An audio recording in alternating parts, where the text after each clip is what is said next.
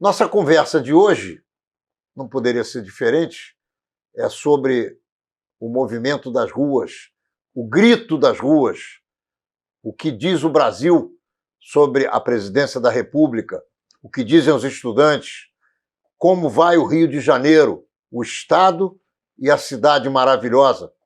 E não conheço outro para conversar conosco sobre esses assuntos que não seja o nosso Carlos Alberto Muniz, que foi vice-prefeito na primeira gestão do Eduardo Paes e depois secretário de Meio Ambiente da segunda gestão do prefeito Eduardo Paes. Meu querido amigo, você vai bem? Muito prazer em te rever aqui em Menorá na TV. Ô, Ronaldo, o prazer é meu.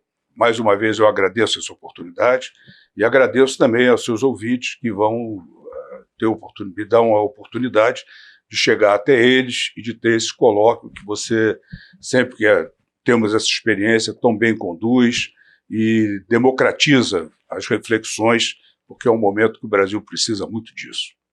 Menorá na TV entrando no ar mais uma vez.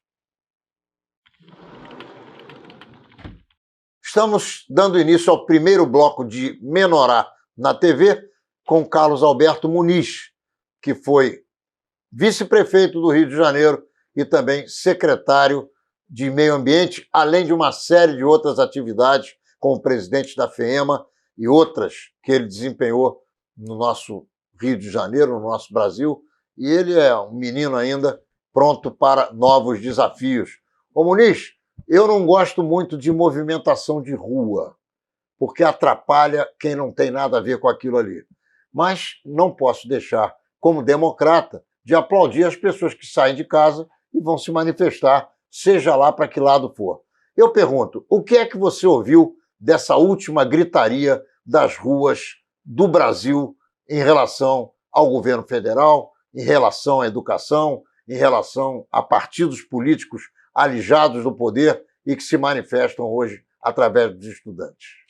Ronaldo, olha, nós tivemos sempre que há manifestação de rua, eu respeito o teu ponto de vista, entendo que algumas pessoas são prejudicadas, mas, no fundo, é o caminho, quer dizer, é uma possibilidade, é como você também disse, respeita pelo lado democrático, e eu, mais do que respeito pelo lado democrático, eu vejo como uma demonstração muito mais explícita do que simplesmente através do voto, mas pelo esforço de querer dizer para que lado a população quer que as coisas sigam. Nós tivemos aí, nesses últimos 15 dias, nesses dias recentes, 2 tipos de manifestações de rua muito importantes. A primeira foi uma manifestação em que a população, jovens principalmente, jovens, e também pessoas já próximo da nossa idade, procuraram, mas em minoria, mas a grande força foi da juventude, procurando protestar contra os cortes na política de educação. Eu achei isso absolutamente fundamental. Eu acho que nós estamos aí numa linhagem de ministros da educação que são verdadeiros desastres, principalmente a partir dessa do novo governo.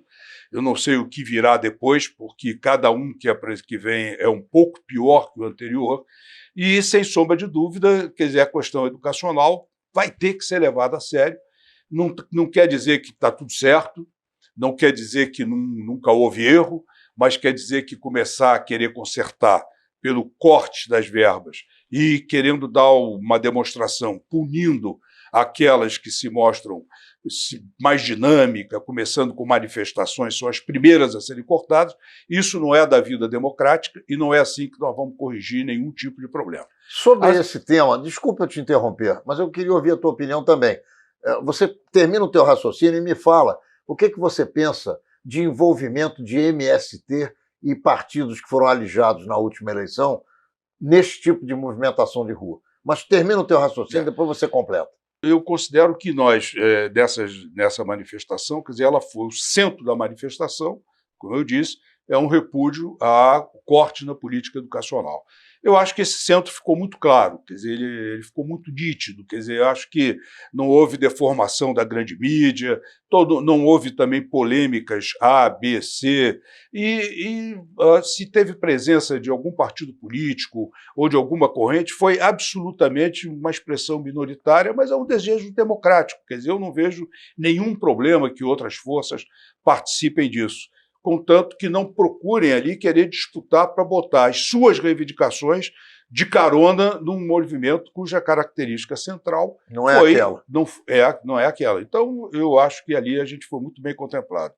Em segundo lugar, nós tivemos também recentemente uma manifestação em que, aí sim, o governo federal incentivando essa manifestação, os correligionários, na sua maioria, incentivando essa manifestação, que, na verdade, ela está marcada, a democracia permite isso, mas eu nunca vi um governo no poder fazer da convocação de uma manifestação o instrumento que viabilize as coisas que ele quer do ponto de vista político, a não ser que ele considere que o obstáculo às suas pretensões estejam colocadas aonde ele quer que a manifestação se dê.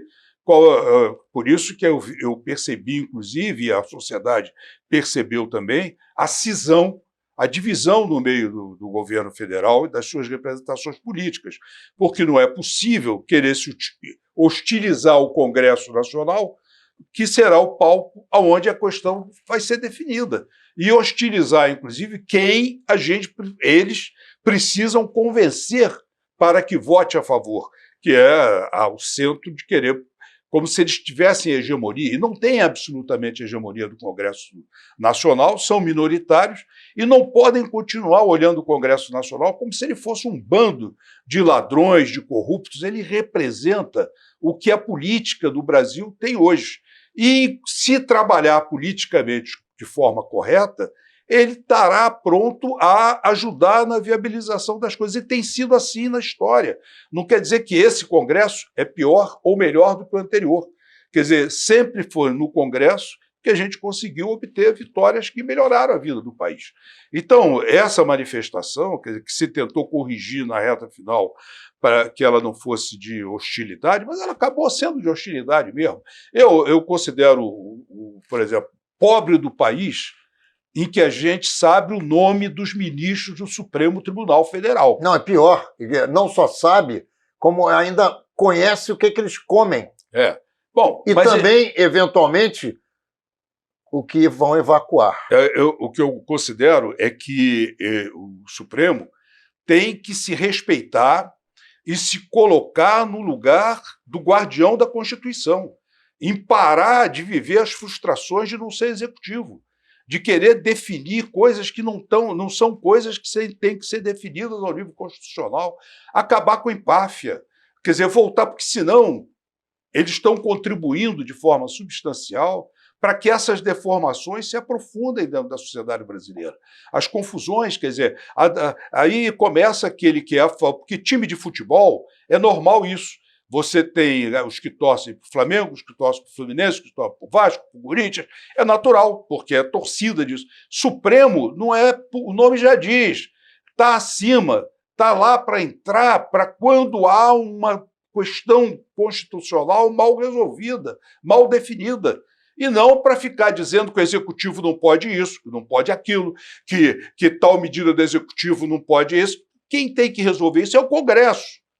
E se o Congresso não resolver isso, aí, se for aprovada uma coisa não constitucional, aí o Supremo pode entrar. Então tem que acabar com esse afogadilho, acabar com essas medidas que são verdadeiramente presepeiras, são coisas onde o ego de uma série desses juízes se sobrepõe às questões nacionais, a questão da maturidade não contribui para a democracia se implantar no país, e aí acaba, inclusive, a ter essa história de setores começarem a querer discutir na rua que tem que fechar o Supremo, que tem que fazer impeachment de fulano, de Beltrano, e assim sucessivamente. Isto está na raiz do comportamento de quem não sabe o papel que tem que ocupar no jogo democrático que nós estamos vivendo. Então, eu acho que essas manifestações últimas, que o Bolsonaro procurou apresentar como sendo manifestações a favor da nova política, na verdade, são uma manifestação de um núcleo que foi muito menor do que existia, mas que demonstra ainda que isso lhe dá suporte a prosseguir com determinados tipos de políticas estreitas, porque ele continua sendo chefe do executivo, que não é o chefe do executivo da nação, é o chefe do executivo de uma facção. E se não refletir bem, percebendo que dentro da sua própria facção já teve uma divisão expressiva, ele vai levar ao desastre o desenvolvimento da sua política. E a política que foi clamada na rua, as duas, quer dizer, uma de resistência. Nós precisamos preservar as verbas da educação. E a outra, tentando botar no centro que o problema que salva o país é a reforma da Previdência. Eu acho que a gente precisa discutir bem isso, porque eu sou a favor da reforma da Previdência, não essa que eles estão apresentando, porque essa que eles estão apresentando tem que ser bem emendada, e eu acho que o Congresso Nacional está discutindo bem e já está emendando em pontos essenciais dela, que são todos aqueles que penalizam os mais pobres, trabalhador rural, essas medidas demagógicas que eles querem aplicar, e, ao mesmo tempo, também coibindo aquela ideia de já querer, ao mesmo tempo, fazer o tal da capitalização, que não foi discutida pela sociedade. Então, a gente tem que saber aonde corta, e aí precisa cortar. Há privilégios que são inaceitáveis dentro do atual processo previdenciário, e isso envolve principalmente o funcionarismo público, federal, estadual, municipal. Isso precisa ser bem resolvido, bem debatido. Agora, aprova-se a reforma da Previdência e vai resolver o problema do país ou vai minorar? Em absoluto. O que vai resolver o problema do país está diretamente ligado a medidas na economia que possam realavancar emprego, trabalho, salário e consumo, voltar ao consumo e atividade da economia. Muniz, reforma da Previdência, reforma do trabalho, reforma de uma série de outras atividades e a reforma dos privilégios. Qual é a tua opinião? Existe muita gente no Brasil mamando de verdade nas gordas tetas da nação, enquanto a maioria esmagadora da população brasileira hoje tem muita dificuldade? Olha, não tem dúvida que isso existe e que isso tem que ser enfrentado. Quer dizer, a começar por uma reorganização entre os três poderes: o poder executivo, o poder judiciário e o poder legislativo. Quer dizer, na verdade, arrecada-se, forma-se um orçamento. Desse orçamento tem uma parte que vai para o executivo, uma parte para o judiciário e uma parte para o legislativo. A parte do judiciário e a parte do legislativo, eles têm que receber um tratamento de revisão profunda. Os principais privilégios estão alavancados ali. Quer dizer, nós temos hoje, sempre vão se dizer, sempre teremos aqueles que vão dizer que nós precisamos de mais recursos. Claro, sempre precisa, mas nós precisamos verificar como se aplica o recurso em cada um desses lugares. Então, vamos começar pelo legislativo. Gabinetes imensos, assessorias brutais, salários acima da realidade em que um trabalhador do serviço privado recebe, e que é produtivo, e que arrecada, e que paga imposto. E, ao mesmo tempo, quer dizer, uma qualidade do trabalho muito pouco produtiva. E é isso que a sociedade hoje clama e discute em relação da produtividade do setor legislativo. Quando ela envolve e começa a dizer que a corrupção é todo mundo, o que a gente tem que saber traduzir primeiro, não é todo mundo que é corrupto. Ao contrário, são alguns caras que acabam dando a tônica desse processo, porque a maior parte acaba se omitindo dentro desse processo pela pouca produtividade do poder legislativo, como ele se apresenta para a sociedade. E isso é no nível federal, estadual e municipal. Do ponto de vista do poder legislativo, é outro. Quer dizer, existe um mecanismo de passar por cima da legislação que define qual é o teto salarial, que, do ponto de vista do judiciário, é um show, é uma verdadeira... compensa-se aqui, leva-se para a viagem lá, paga-se hospedagem disso, dá-se isso. Então, quando você vai ver o salário final de um alto funcionário do Poder Judiciário, isso tudo tem que ser aberto para a sociedade, porque a sociedade vai ver que ali é que estão colocados, alavancados, solidificados os verdadeiros privilégios. E do ponto de vista também da produtividade desse judiciário, é uma verdadeira vergonha. Nós temos hoje a coisa invertida, quer dizer, o judiciário, ele hoje se apresenta para a sociedade como se ele fosse rápido e expedito, mas no cometimento da injustiça e do pré-julgamento, e, por outro lado, do ponto de vista do exercício da justiça, remoto, lento, quase que inalcançável, se todas as tratativas que empurra daqui, e nós não vemos nenhuma forma para poder resolver esse tipo de questão. Muito bem, nós estamos encerrando o primeiro bloco de Menorá na TV com Carlos Alberto Muniz, conversando sobre as questões brasileiras que incomodam a todos nós. Já já a gente volta, não saia daí, porque o papo é importante, é interessante, e você, junto conosco, troca ideias, aprende, ensina e vale a pena. Já já a gente volta. Estamos dando início ao segundo bloco de Menorá na TV com Carlos Alberto Muniz. E eu vou logo te provocando, meu querido irmão. Eu entrevisto você com muita alegria, com muito prazer, e hoje mais ainda, há pelo menos uns 15 anos. E eu estou sentindo que você está mais crítico.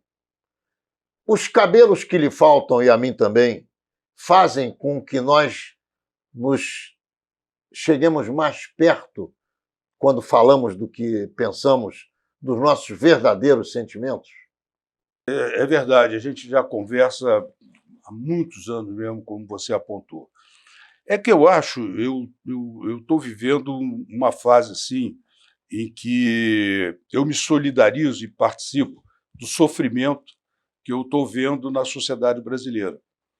E esse sofrimento, quer dizer, eu acho que eu nunca vivi, olha que eu já vivi o período ditatorial, eu já vivi o período quando era estudante, Da repressão. já vivi da repressão, mas eu sempre percebia que havia esperanças nítidas, havia sempre saídas, por mais dolorosas que fossem, as esperanças estavam muito nítidas, quer dizer, mesmo que a gente não a alcançasse de imediato, mas a gente tinha um pensar em que a gente podia se dedicar a uma forma, de alguma forma, a acreditar que nós íamos chegar a um bom termo. Eu acho que eu estou vivendo hoje, você captou bem, uma situação assim, de muita tristeza, e eu estou olhando um túnel que, pelo otimismo que eu sempre tive na vida, eu olho esse túnel, não enxergo luz no fim do túnel, mas eu acho que o túnel tem uma curva. E é isso que a luz está lá. A luz está lá. Eu ainda não estou enxergando a luz do fim do túnel, porque a luz está lá. E isso é o meu otimismo. Agora a gente precisa rezar para que essa luz do fim do túnel, ainda que na curva, não seja a luz de um trem cuja locomotiva vem em direção a nós. Senão não sobra nada. É verdade. Aí a gente fica trabalhando sempre para tentar impedir grandes erros, porque grandes erros vão nos levar inexoravelmente a um trem a nos... E eu acho que... Eu não vejo ainda a razão para eu achar que esse trem está vindo para estourar a democracia. Eu acho que existem pessoas que acham que a solução é acabar com a democracia. Não entendem o que é a democracia. Que a democracia foi até quem permitiu que elas passassem a ser governo hoje. Quer dizer, foi a própria democracia, a existência dela que permitiu que nós tivéssemos um governo com essas características no momento atual. Então, seria uma falta de reflexão perceber que, poxa, depois dessa vitória eu vou destruir isso que eu mesmo conquistei porque existia a questão democrática. Então, eu custo a crer que nós estejamos diante de uma situação desse tipo. Então, eu vivo vendo erros. Então, eu tenho sido, ultimamente, quer dizer, diante de, quando eu olho a hipocrisia do Supremo, quando eu olho as pessoas fazendo discursos contra a democracia, querendo identificar a corrupção com a falência total e a inexorabilidade de se acabar com a classe política. Quando eu olho o governo começar a achar que vai lidar com o Congresso, com bancadas de perfil específico, ou seja, a bancada da agricultura, a bancada do turismo, a bancada da saúde, e achar que com isso vão suplantar a realidade do jogo parlamentar e do jogo dos partidos políticos. Quer dizer, mas já perceberam que não é assim. Isso foi rápido. Muniz, eu tenho, obviamente que eu estou entrevistando você, eu quero colocar uma opinião minha, porque eu quero que você me fale sobre o que eu vou te dizer. Eu preciso externar a minha opinião e vou fazer isso rapidamente. Na minha avaliação, a política do Fernando Henrique, quando exige um mandato maior e reeleição, as políticas do Lula e da Dilma esculhambaram o Brasil. Então, não se pode exigir que em 5 meses um presidente da República que começa um governo esfaqueado, se operando para não morrer, possa resolver essas barbaridades que aconteceram aqui com essa rapidez. Eu queria que você comentasse um pouco esse meu pensamento, se você concorda comigo ou não, porque você tem todo o direito de achar que eu estou errado. Não, eu não concordo com você. Eu acho que o erro maior do Fernando Henrique foi ter trabalhado achando que era o príncipe e precisava dar mais uma contribuição e ter o processo de reeleição. É um equívoco. E eu considero que não foi um atraso o governo do Fernando Henrique. Eu acho que teve avanços importantes, evidentemente, que não deu para... Tem coisas que são criticáveis. Não, o Plano Real foi maravilhoso. Mas tem coisas boas. O saldo foi positivo. O equívoco foi se concentrar no processo de querer a reeleição, e aí isso ajudou a uma série de coisas se embaralharem, e eu acho que quanto mais eleição a gente tiver, melhor para oxigenar o país, melhorar, avançar na questão democrática e tal. Bem, eu já marquei um posicionamento com você de achar que eu não concordo com a tua intervenção de caráter geral sobre os governos que você citou, e partindo da minha observação sobre o governo do Lula, eu acho que foi o país viveu um momento muito importante no governo do Lula. Eu acho que nós temos avanços em diversas áreas no país, e acho que o mais importante, em vez de eu ficar detalhando isso tudo, como a minha vocação é respeitar muito a questão democrática, eu acho que o eleitor soube reconhecer isso quando reconduziu de forma esmagadora o Lula, mesmo tendo vivido coisas importantes que marcavam, de certa forma, como a história do mensalão, que foi uma coisa que marcou. Quer dizer, no saldo, o eleitor soube compreender que as coisas positivas eram muito maiores do que aquelas negativas que estavam presentes ali. Então, isso, para mim... Já o governo da Dilma, eu já acho que eu não analiso sob a mesma prisma.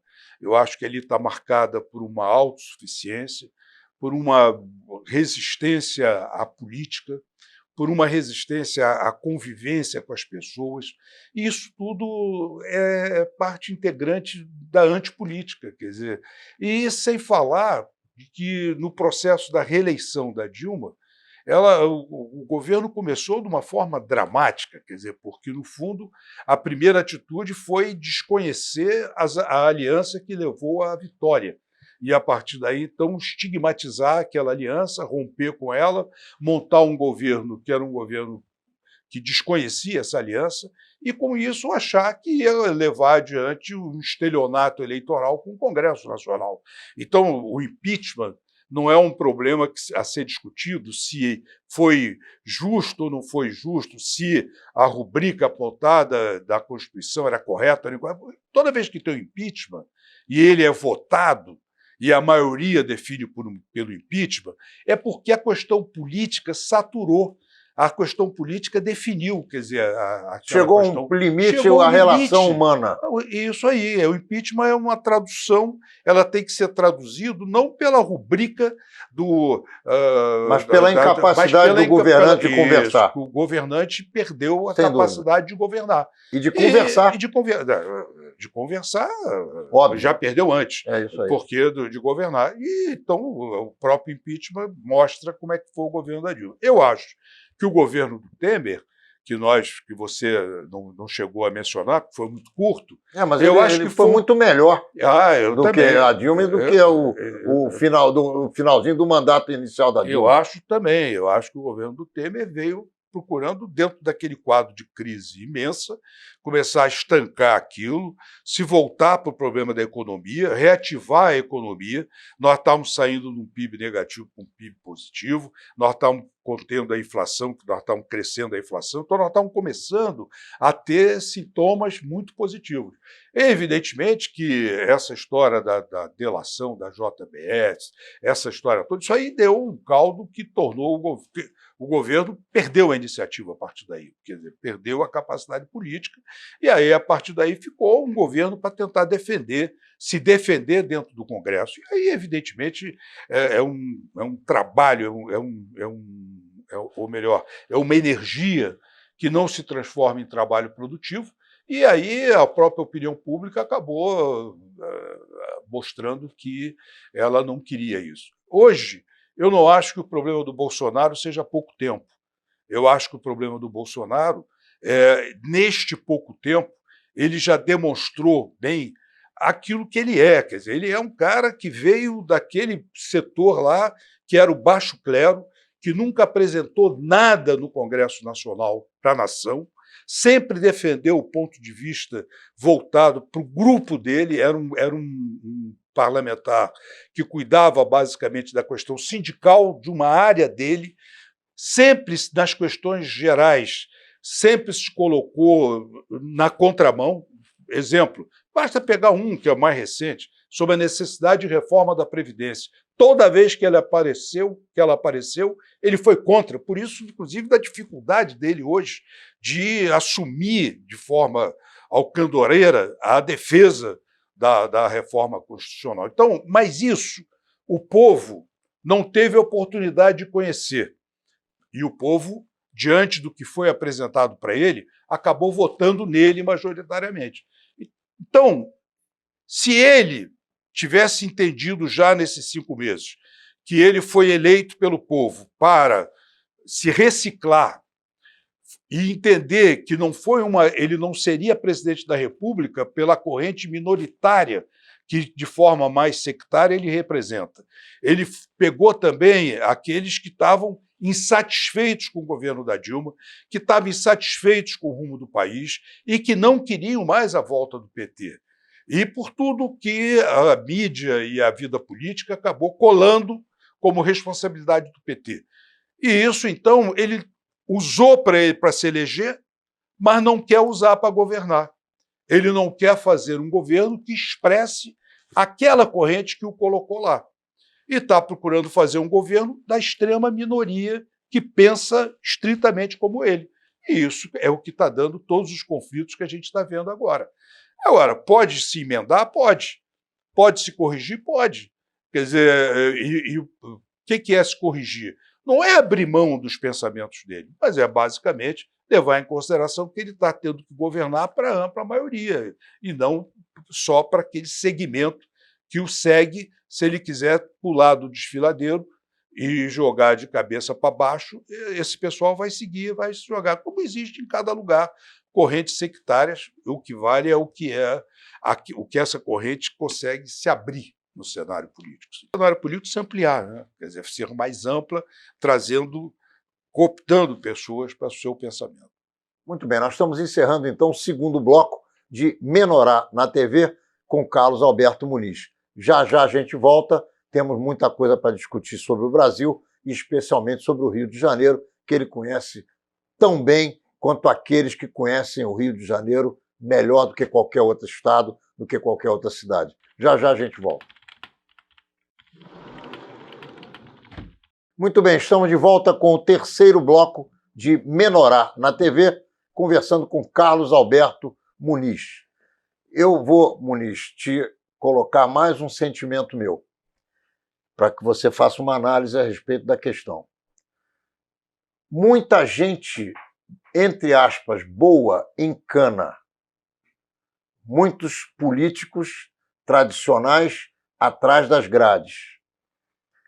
Uma corrupção desenfreada com números que fariam ou fazem corar um monge de barro.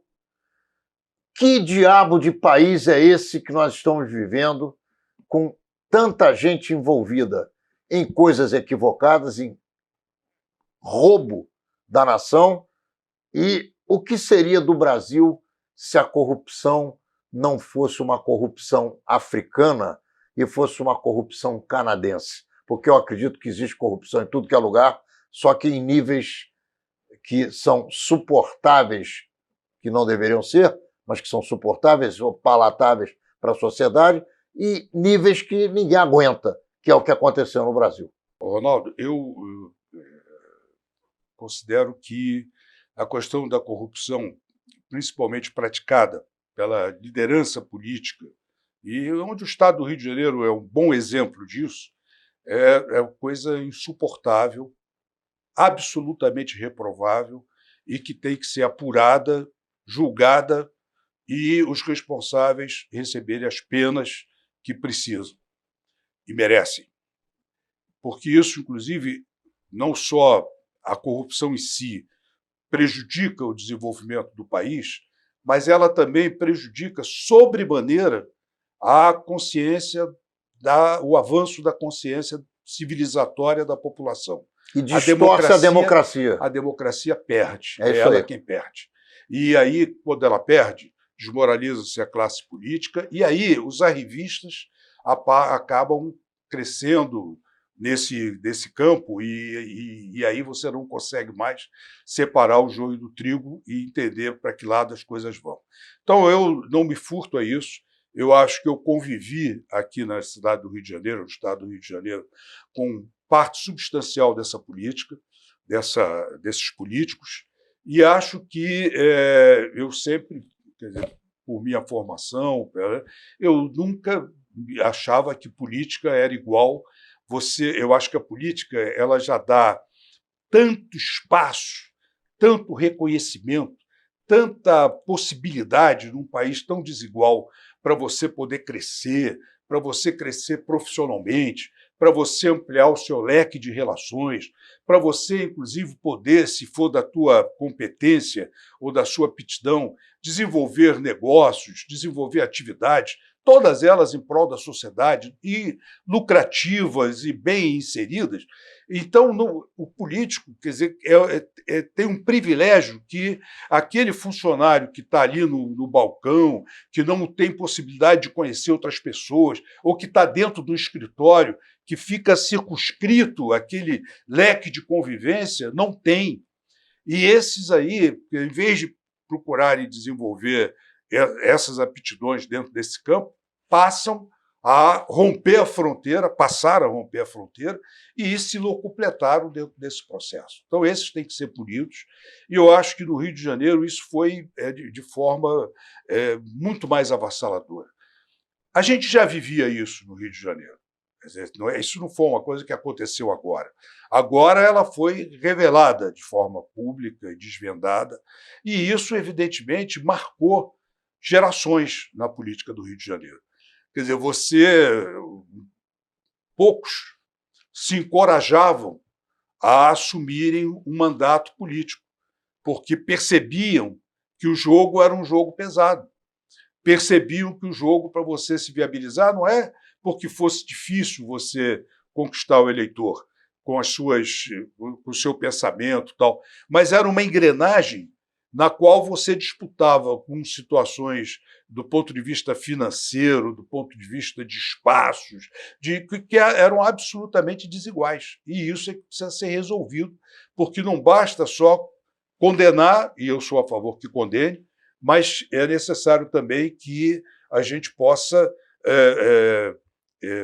promover um processo que reoxigene a vida política. Agora, nesse bolo, quer dizer, nós temos coisas que são verdadeiramente absurdas. Quer dizer, nós temos aí um comportamento do Ministério Público de vincular o fato de ser político é apresentado para a sociedade igual ao fato de ser corrupto. O fato de ser gestor público acaba sendo apresentado na sociedade igual ao fato de também ser corrupto e oportunista. E nós temos exemplos claros aí, nós temos aí várias pessoas que estão presas ainda, que já foram enxovalhadas na sociedade, já foram pré-julgadas e até agora não prestaram um depoimento. Nós temos um exemplo agora, eu gostaria de saber do que acusam o prefeito de Niterói. Foram na casa dele às 6 da manhã, com filho, família, levaram o preso, mantiveram preso durante 4 meses no exercício do mandato da prefeitura de Niterói. No fim desses 4 meses, por um habeas corpus, ele foi solto e voltou para a prefeitura. Até agora não prestou nenhum depoimento. Afinal de contas, o que é isso? É ou não é? Esse método é um método sadio para a gente resolver os problemas? Eu estou dando esse exemplo, como podia dar outros. Quer dizer, então, na verdade, essa volúpia pela qual o Ministério Público procura agir tem que ser corrigida. E, ao mesmo tempo, isso não é para apagar em nada a necessidade de que haja julgamentos corretos, profundos e que sirvam de ensinamentos. Esse espetáculo que a gente está vivendo aí, que delações se transformam automaticamente em condenações, também é uma coisa que precisa ser melhor apurada e não se dá audiência para aqueles que estão denunciando antes de se apurar se essa denúncia é verdadeira ou não. Então, o cara que denuncia vira já o pré-julgador. E a partir daí se vai em cima, se divulga, e quando, na verdade, só se devia divulgar depois de se ter apurado se aquilo é verdade ou não. Muniz, nós temos uma característica muito parecida, você e eu e você. Nós não afastamos ou aproximamos pessoas pelo que elas pensam, e sim pelo que elas são. Você pensa o que você quiser, eu penso o que eu quiser, nós somos democratas, eu respeito o que você pensa e você respeita o que eu penso. Eu considero que o ex-presidente Lula, ele se corrompeu. Em que momento eu não sei. Ele foi julgado, condenado e, na minha avaliação, ele é um criminoso que está preso. Muita gente no Brasil imagina que ele está preso e condenado sem provas. Qual é a tua opinião? Olha, Ronaldo, eu considero que existe na sociedade brasileira, e existiu muito tempo, e eu espero que isso, sinceramente, acabe, é o problema do Caixa 2. A sociedade é mais ou menos aquela história. Quer dizer, eu sei que Caixa 2 é crime, mas, ao mesmo tempo, eu sei que Caixa 2 não é um crime tão sério, é assim que a sociedade via, não é um crime tão importante. Então, a partir daí, havia uma acomodação e chegou-se até aquela célebre entrevista que o Lula deu em Paris com o Márcio Tomás Bastos, que era ministro da Justiça, em que o Lula ia lá esclarecer que os problemas que estavam existindo de mensalão eram, na verdade, um problema de Caixa 2, como se o Caixa 2, quer dizer, era o quê, da época para a sociedade? Era sempre considerado um crime menor. Quer dizer, era crime porque a lei impede, porque cria situações desiguais. Quem tem o Caixa 2, principalmente, são aqueles caras que têm um privilégio de terem recursos suficientes para poder até gerar a Caixa 2, seja o Poder Executivo, sejam grandes empresas. O cidadão, como não tem Caixa 2, o cidadão não consegue ter grana para poder... Sim, mas o que o cidadão precisa entender é que Caixa 2 é dinheiro que não tem origem. Sim, isso é que é Caixa 2. Eu sei, mas o que não tem origem quer dizer o seguinte... Não tem origem de nota fiscal, vamos dizer assim. É aquele dinheiro que o cara preparava durante o processo para chegar ao seguinte, pô, aqui, o cara lá, o Zé Manel do Botequim. O Zé Manel do Botequim, ele pega o que entra em dinheiro, ele esconde. O que entra em cartão de crédito, o que entra em cheque, tira a nota. Tira a nota e entra no processo até hoje. Eu não estou culpando o cara da esquina ali, eu estou dizendo que esse processo tributário que a gente vive é um processo que incentiva esse tipo de coisa. Eu falei do Manel do botequim da esquina, mas eu posso falar pegar do JBS, isso, por exemplo. Pegar isso aí e reproduzir do ponto de vista nacional. Porque, no fundo, isso quer dizer o seguinte, uma parte entra de Caixa 2 para a política, outra parte entra de Caixa 2 para Bahamas, para contas no exterior, para financiar... Qual é a diferença? Não, a diferença é, primeiro, o que unifica é um sistema tributário errado, injusto, que garante a manutenção de privilégios. Esse sistema tributário precisa ter uma reforma tributária que elimine isso. Então não tem diferença aí, quer dizer, esse é o problema. A outra é que o Caixa 2 é um instrumento que, quando voltado para a política, de garantir privilégios. Quer dizer, em que você interfere na política e só gera Caixa 2 quem já tem situação confortável na economia. A maioria da população não tem situação confortável na sociedade brasileira. A maioria da população não tem nem salário decente. Também, mas eu digo, mas é verdade, tem, deu para entender. Mas mesmo quem Entendi tem, o que você falou. Mesmo quem tem, não tem conforto suficiente para poder gerar esse tipo de coisa. Quer dizer, o cara paga, a receita vai direto no salário do cara, é assim que é a vida. Então, esse fenômeno aí do Caixa 2 era uma coisa que, de fato, está lá impregnada na vida política brasileira. Então, eu acho que muita coisa era Caixa 2.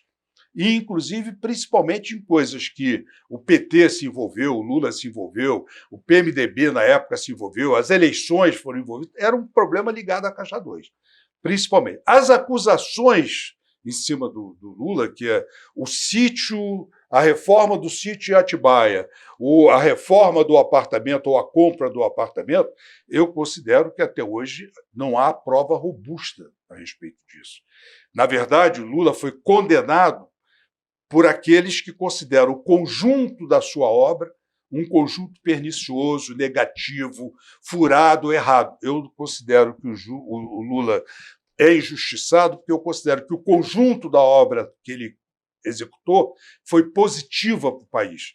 Então, é nesse contexto que eu considero que ela é injusta e que acho que as provas não são absolutamente robustas. Aliás, eu olho um ministro da Justiça que a gente tem no país, que foi elevado à categoria o cara que respalda o atual governo, o cara da essência da moralidade, está absolutamente calado sobre uma série de questões que estão reveladas na sociedade brasileira, não interfere em nada. Essa lei do armamento aí é um escândalo dentro da sociedade brasileira como solução, e, ao mesmo tempo, nós tivemos o massacre em Manaus, do sistema prisional, e o ministro está no exterior fazendo palestra. Quer dizer, quando, na verdade, isso é uma situação que merece uma intervenção mais do que nunca fundamental e para que a gente possa coibi-lo. Muito bem, Muniz, chegamos ao final dessa conversa, que não é a primeira, e, se Deus quiser, não será a última, porque eu rezo pela sua saúde e pela minha também. E eu também. Então, nós luto pela brevemente, ainda que em posições antagônicas, estaremos aqui batendo esse papo novamente. Eu quero te oferecer os nossos microfones e as câmeras do Menorá na TV para que você se despeça dos nossos telespectadores. Na verdade, quer dizer, Ronaldo, você é aquela personalidade amiga, fraterna, tal, e que às vezes exagera. As nossas posições não são antagônicas, elas são diferentes. elas são de campos opostos, campos diferentes que convivem, porque nós somos o exemplo de uma convivência democrática. E você é um exemplo disso. Você sabe o que eu penso, eu sei o que você pensa, e nós sabemos conviver perfeitamente. Quer dizer, então, o antagonismo é muito próximo da ideia da rejeição, da impossibilidade da convivência. E nós demonstramos isso sistematicamente. Eu, aceitando esse teu convite, que me honra permanentemente penetrar na casa de todos esse conjunto de seguidores que acompanham o teu programa. Eu tenho amigos que também, volta e meia, me voltam e dizem: pô, Muniz, te vi lá, pô, ora criticam, ora aplaudem. Então, eu não posso deixar de participar e de me sentir muito alegre de estar convivendo mais uma vez com você e com os teus seguidores, teus ouvintes, e ter a oportunidade de exercer uma coisa muito suprema da democracia, que é o troca de ideias. Você vai levar daqui um beijo para a tua patroa, para os teus filhos, e outro nessa tua careca brilhante aí. Obrigado. E eu quero dizer a você que Menorá na TV entra no ar mais uma vez na quinta-feira que vem, se Deus quiser, no canal 6 da NET, às 10 horas da noite, e a gente se vê lá, como também se vê em todos os dias e horários que você já se acostumou a nos seguir e que você aqui embaixo da telinha você pode conferir. Até lá.